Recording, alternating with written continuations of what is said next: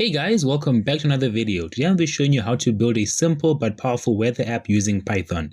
This is a great beginner-friendly project if you want to learn how to use APIs and work with real-time data in your Python programs. So without any wasting any more time, let's get started. First up, you need to make sure that you have the request library installed. This allows Python to make HTTP requests and get data from the internet. To install it, just open up your terminal and type pip install requests and press enter, and you'll have it in no time. Alright, now let's begin writing some actual Python code. We're going to start off by importing the requests module. Next, we're going to create a function called getWeather that accepts the city name and the API key. Then we're going to create a variable called baseURL, and we're going to set it to the OpenWeather's website. Link will be in the description. We're going to use OpenWeather's API to fetch weather info. Next, we're going to give the app parameters, basically things to fetch from OpenWeather.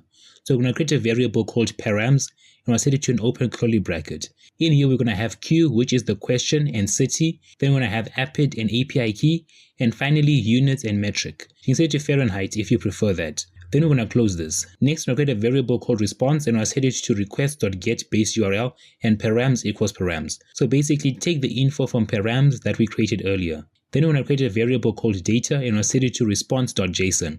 This will help us convert the received information into a Python dictionary. Next, we're going to say if response status equals 200. So basically, if the program establishes a proper connection with the OpenWeather servers, we're going to have a variable called weather, and we're going to set it to an open curly bracket. In here, we're going to have city, and we'll replace that with the data. Then we're going to have temperature, description, humidity, and wind speed. So basically, this is the information we're going to be asking for from OpenWeather.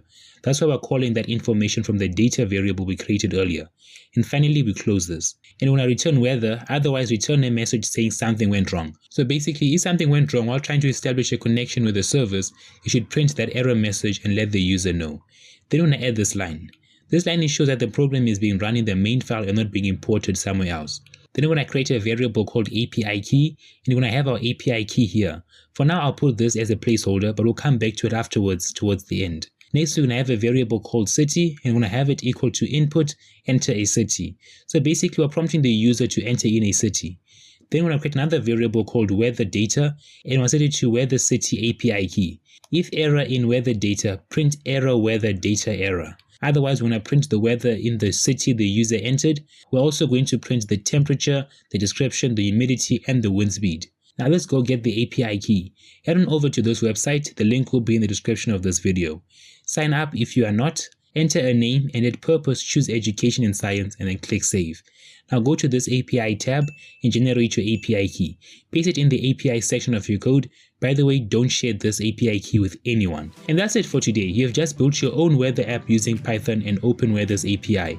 If you enjoyed it or learned something new, make sure to hit the like button, subscribe, turn on post notifications to be the first when I upload a new video. Also, if you have any constructive criticism, any questions, or you just want to say hi, leave it in the comment section below.